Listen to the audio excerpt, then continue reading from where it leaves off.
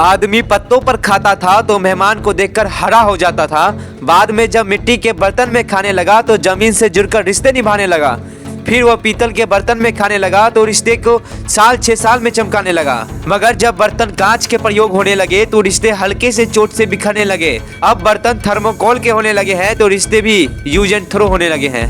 तो दोस्तों, जहां पहले के लोग केले के पत्ते और मिट्टी के बर्तन का प्रयोग करते थे खाना खाने के लिए, वहीं आज के युवा पीढ़ियों ने इसे बिल्कुल ही धिक्कार दिया है हमारी सोसाइटी से, और वो लोग आजकल स्टील, एल्यूमिनियम या फिर थर्मोकोल के पत्ते का इस्तेमाल कर रहे हैं खाना खाने के लिए। तो दोस्तों, आपकी जानकारी के लिए मैं ये भी बता दूं कि केले के पत्ते में खाना खाने से सबसे बड़ा फायदा यह है कि इससे हमारे शरीर में किसी भी प्रकार का रासायनिक पदार्थ प्रवेश नहीं कर पाता है, जबकि प्लास्टिक के प्लेट में खाने से पिघली हुई प्लास्टिक का कुछ अंश हमारे शरीर में चले जाता है, जो कैंसर जैसी भयानक बीमारी का कारण भी बन सकता है। वहीं केले के पत्ते में रखे खाद्य पदार्थ इससे पॉलीफेनॉल्स को अवशोषित कर लेते हैं। इससे शरीर को इन ऑक्सीडेंट्स का फायदा भी मिल जाता है। और तो और दोस्तों, केले के पत्तियों को बहुत अधिक साफ करने की जरूरत भी नहीं होती है। ये खुद ही बहुत हाइजीनिक होती है। इन्हें सिर्फ थोड़े से पानी से साफ करके प्रयोग में लाया जा सकता है। प्लास्टिक की प्लेट में खाना स्वास्थ्य के लिए हानिकारक होता है। और तो और दोस्तों, आप अपने आस पड़ोस में भी देखते होंगे कि अच्छे पंडित लोग भी केले के पत्ते का ही प्रयोग करते हैं खाना खाने के लिए। और तो और दोस्तों, मंदिरों में भी इसी का प्रयोग किया जाता है प्रसाद को रखने के लिए। अब तो दोस्तों, आप समझ ही गए होंगे कि हमारा एंशिएंट हिंदू हिस्ट्री कितना ही ज्यादा साइंटिफिक प्रूवन है। तो दोस्तों, हमारे प्राचीन भारत में कुछ ऐसी सभ्यताएं थी जो आज के वैज्ञानिकी युग के कारण ध्वस्त होती जा रही है। विज्ञान चाहे कितनी भी तरक्की कर ले, पर ईश्वर के सामने फेल है। ईश्वर द्वारा प्रकृति की संरचना ही सर्वश्रेष्ठ संरचना है। हमें ईश्वर ने जो जिस रूप में दिया है वही हमारे लिए सर्वोत्तम है।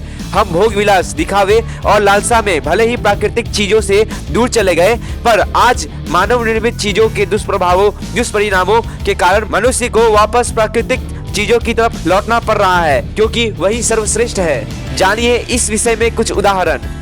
पहले इंसान अंगूठा छाप था, क्योंकि उसे पढ़ना लिखना नहीं आता था। बाद में जब पढ़ना लिखना आया तो सिग्नेचर करने का प्रचलन चला। आज विज्ञान जहां चरम सीमा पर पहुंच चुका है, तो इंसान फिर से थंब स्कैनिंग की तकनीकी के कारण अंगूठा छाप बन गया है। पहले मनुष्य फटे हुए सादे कपड़े पहना करता था, फिर साफ सुथरे और प्रेस किए कपड़े पहना करता है।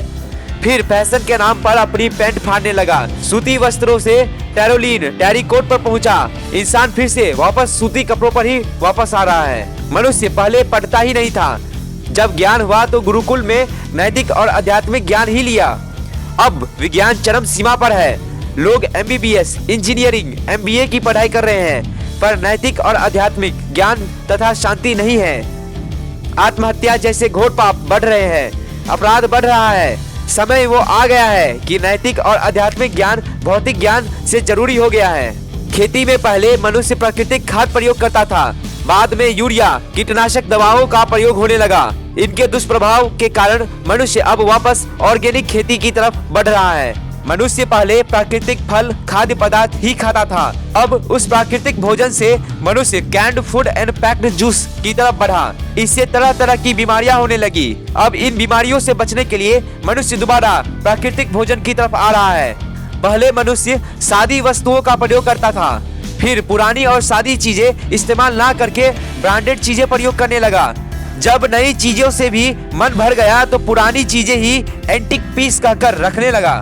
पहले मनुष्य आयुर्वेदिक पद्धति से इलाज करता था, फिर एलोपैथी का प्रचलन हुआ।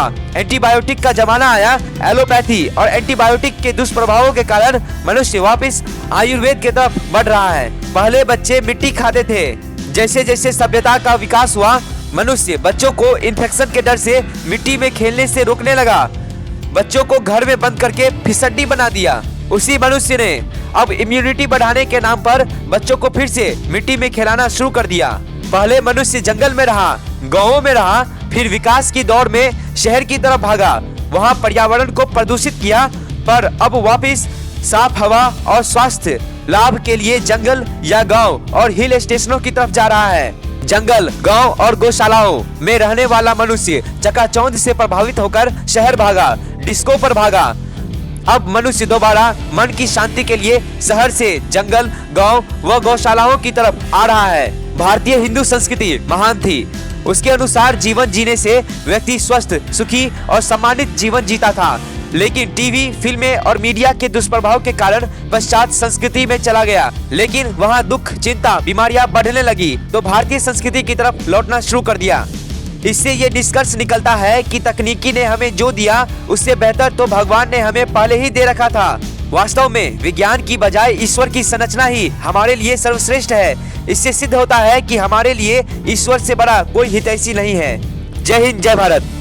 अब मिलते हैं इसी टॉपिक पे एक नए एपिसोड के साथ। तब तक आप अपना प्यार दिखाते रहिए और लाइक, शेयर, सब्सक्राइब और कमेंट करते रहे।